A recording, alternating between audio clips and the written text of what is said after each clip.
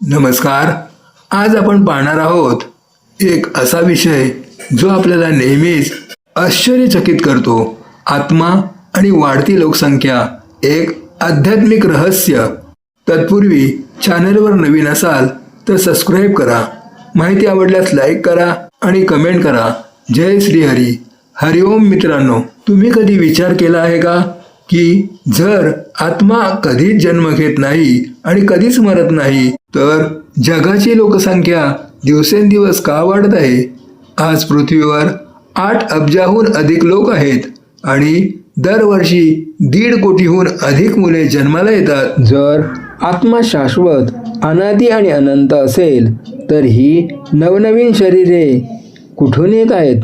या सर्व नवीन आत्मा आहेत का ज्या पहिल्यांदाच पृथ्वीवर येत आहेत, की यामागे गरुड पुराण आणि भगवद्गीतेमध्ये दडलेले काही रहस्य आहे?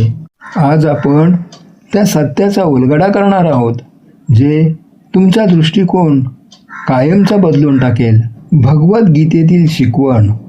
भगवद्गीतेच्या 2ऱ्या अध्यायातील 20व्या श्लोकात श्रीकृष्ण अर्जुनाला सांगतात की आत्मा कधीच जन्माला येत नाही आणि कधीच मरत नाही. तो कधीच उत्पन्न होत नाही आणि कधीच नष्ट होत नाही.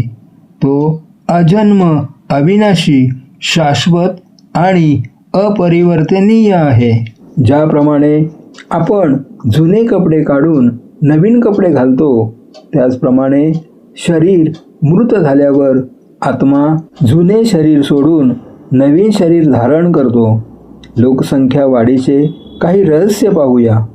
व्हिडिओमध्ये दिलेल्या माहितीनुसार लोकसंख्या वाढीचे पहिले रहस्य हे पूर्णपणे आध्यात्मिक दृष्टिकोनातून आणि लोकांच्या चक्रावर आधारित आहे. या विषयावर सविस्तर चर्चा खालील मुद्द्यांच्या आधारे करता येईल. 1. आत्म्याचे अमरत्व आणि योनींचे चक्र. हिंदू धर्मशास्त्रानुसार, विशेषतः भगवद्गीतेत म्हटल्याप्रमाणे, आत्मा कधीच नवीन नसतो, तो जुनाच असतो. गरुड पुराणात उल्लेख केल्याप्रमाणे विश्वात 84 लक्ष योनी आहेत. आत्मा कर्मानुसार या विविध योनीमध्ये म्हणजे पशु, पक्षी, कीटक, देव इत्यादी फिरत असतो. लोकसंख्या वाढणे म्हणजेच नवीन आत्मे निर्माण होणे नव्हे, तर इतर योनींमधून किंवा इतर लोकांमधून आत्म्यांचा मनुष्य रूपात होणारा प्रवेश आहे. 2. विश्वातील विविध लोक.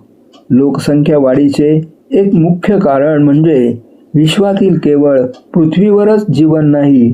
वेदानुसार 14 लोक आहेत. त्यातील 7 ऊर्ध्वलोक म्हणजेच स्वर्ग, महर, जन, तप, सत्य इत्यादी, जिथे पुण्यात्मे राहतात. 7 अधलोक म्हणजे अतल, वितल, सुतल, पाताळ इत्यादी, जिथे कर्मानुसार इतर आत्मे राहतात. पृथ्वी म्हणजे मृत्यूलोक, जिथे कर्म भोगण्यासाठी आत्मे येतात. जेव्हा या इतर लोकांमध्ये आत्म्यांचे पुण्य किंवा पाप संपते तेव्हा ते पुन्हा मनुष्य जन्म घेण्यासाठी पृथ्वीवर येतात. यामुळे पृथ्वीवरील संख्या वाढते. 3. कलियुगाचा प्रभाव आणि पापांचा वाढता भार. व्हिडिओमध्ये एक महत्त्वाचा मुद्दा मांडला आहे की कलियुगात जेव्हा पापाचा अतिरेक होतो तेव्हा उच्च लोकांमध्ये म्हणजेच स्वर्गातील लोकांमध्ये राहणे आत्म्यासाठी कठीण होते. धर्माचा ऱ्हास झाल्यामुळे अनेक आत्मे मनुष्य योनीमध्ये जन्म घेण्यास मजबूर होतात. कर्माचे ओझे वाढल्यामुळे आत्म्यांना पुन्हा पुन्हा पृथ्वीवर परतावे लागते, ज्यामुळे लोकसंख्येचा स्फोट झालेला दिसतो. 4. विश्वाचे संतुलन. ब्रह्मांडाचा स्वतःचा एक नियम आहे. जेव्हा पृथ्वीवर अंधकार म्हणजेच नकारात्मकता किंवा पाप वाढतो तेव्हा त्याला संतुलित करण्यासाठी प्रकाश म्हणजेच आत्मे मोठ्या प्रमाणात खाली येतात. हे एक प्रकारचे वैश्विक संतुलन आहे. ज्याप्रमाणे समुद्राच्या लाटा पुन्हा पुन्हा किनाऱ्यावर येतात आणि शेवटी समुद्रात विलीन होतात, तसेच आत्मे विविध शरीरे धारण करून लोकसंख्येच्या रूपात समोर येतात. 5. मनुष्य जन्मांची दुर्मिळता. मनुष्य जन्म हा सर्वात श्रेष्ठ मानला जातो, कारण याच योनीमध्ये मुक्ती किंवा मोक्ष मिळवण्याची संधी असते. इतर योनी म्हणजे पशुपक्षी फक्त भोग योनी आहेत. आज लोकसंख्या जास्त असण्याचे एक कारण हे देखील असू शकते की निसर्ग किंवा काळ जास्तीत जास्त आत्म्यांना मुक्तीची संधी देण्यासाठी त्यांना मानवी शरीर उपलब्ध करून देत आहे.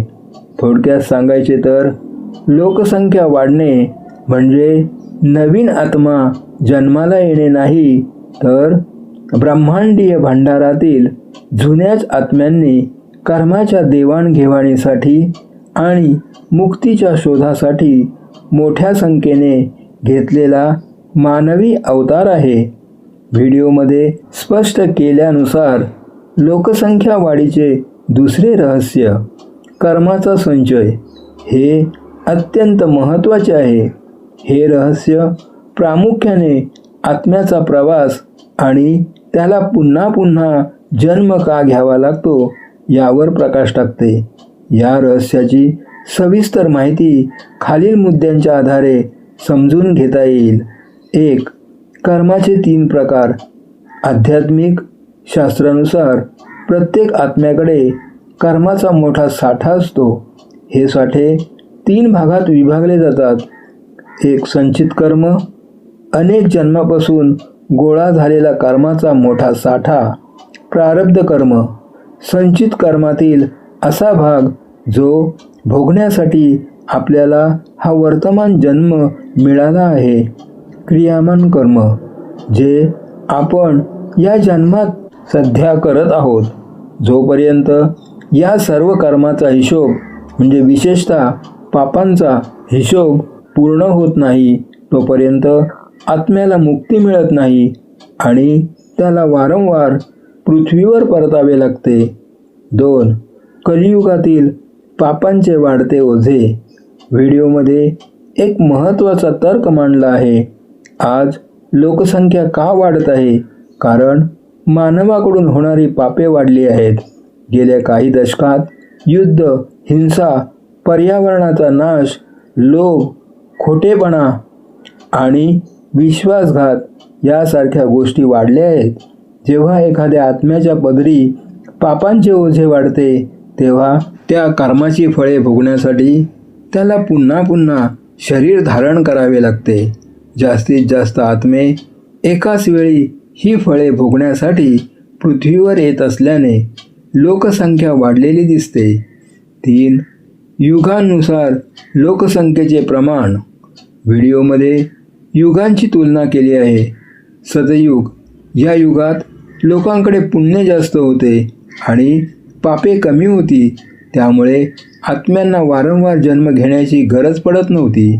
परिणामी लोकसंख्या कमी होती. कलियुग या युगात पापांचा भार इतका वाढला आहे की आत्म्यांना मोक्ष मिळणे कठीण झाले आहे, त्यामुळे ते पुन्हा पुन्हा जन्म घेत आहेत. लोकसंख्येचा हा स्फोट म्हणजे प्रत्यक्षात कर्म भोगण्यासाठी जमलेली गर्दी आहे. 4.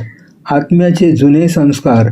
अनेकदा आपण पाहतो की लहान मुले जन्मापासूनच हुशार किंवा संवेदनशील असतात. कर्माचा संचय हे याचे कारण आहे. नव्याने जन्मलेला देह जरी नवीन असला तरी त्यातील आत्मा जुनाच असतो. तो आपल्या मागील जन्मातील ज्ञान, अनुभव आणि संस्कार सोबत घेऊन येतो. आजची पिढी जी पूर्वीपेक्षा जास्त प्रगत दिसते, त्याचे कारण त्यांचे अनेक जन्माचे संचित ज्ञान आहे. 5. मुक्तीचा मार्ग आणि कर्माची शुद्धी. कर्माचा हा संचयच आत्म्याला पृथ्वीवर बांधून ठेवतो. जर लोकसंख्या कमी करायची असेल किंवा आत्म्याला या चक्रातून सोडवायचे असेल तर कर्माची शुद्धी हाच एकमेव उपाय आहे. चांगली कर्मे करणे, दानधर्म, सत्य बोलणे आणि भक्ती यामुळे कर्माचे ओझे हलके होते. जेव्हा कर्म शून्य होतात किंवा ईश्वराच्या भक्तीत विलीन होतात, तेव्हाच आत्मा परधामाला जाऊ शकतो. थोडक्यात निष्कर्ष. लोकसंख्या वाढणे हे या गोष्टीचे लक्षण आहे की सध्या बहुतांश आत्मे आपल्या कर्माच्या जाळ्यात अडकलेले आहेत. कर्माचा हा साठा जोपर्यंत संपत नाही तोपर्यंत आत्म्याला वारंवार लोकसंख्येचा भाग बनावे लागेल. व्हिडिओमध्ये मांडलेले तिसरे रहस्य, ब्रह्मांडीय भांडार, हे सर्वात सखोल आणि गूढ आहे. हे रहस्य केवळ कर्मावर अवलंबून नसून आत्म्याच्या मूळ उत्पत्तीवर आणि त्याच्या विश्रांतीच्या ठिकाणावर प्रकाश टाकते. या रहस्याची सविस्तर माहिती खालील मुद्द्यांमध्ये पाहूया. 1. आत्म्याची अनंत संख्या. भगवान विष्णू गरुड पुराणात सांगतात की विश्वात आत्मे आकाशातील ताऱ्यांसारखे अनंत आहेत. ज्याप्रमाणे ताऱ्यांची गणना करणे मानवाला अशक्य आहे, तसेच किती आत्मे अस्तित्वात आहेत हे सांगता येत नाही. हे सर्व आत्मे एकाच वेळी पृथ्वीवर येत नाहीत, तर ते एका विशाल ऊर्जा क्षेत्रात साठवलेले असतात. 2. परमधाम किंवा ब्रह्मलोक. जेव्हा एखादा आत्मा शरीर सोडतो आणि त्याचे त्वरित पुनर्जन्म होत नाही, तेव्हा तो कुठे जातो? याचे उत्तर म्हणजे ब्रह्मांडीय भांडार. यालाच परमधाम किंवा ब्रह्मलोक असे म्हटले जाते. हे एक असे विशाल ऊर्जा क्षेत्र आहे जिथे आत्मे आपल्या कर्माचा आढावा घेतात.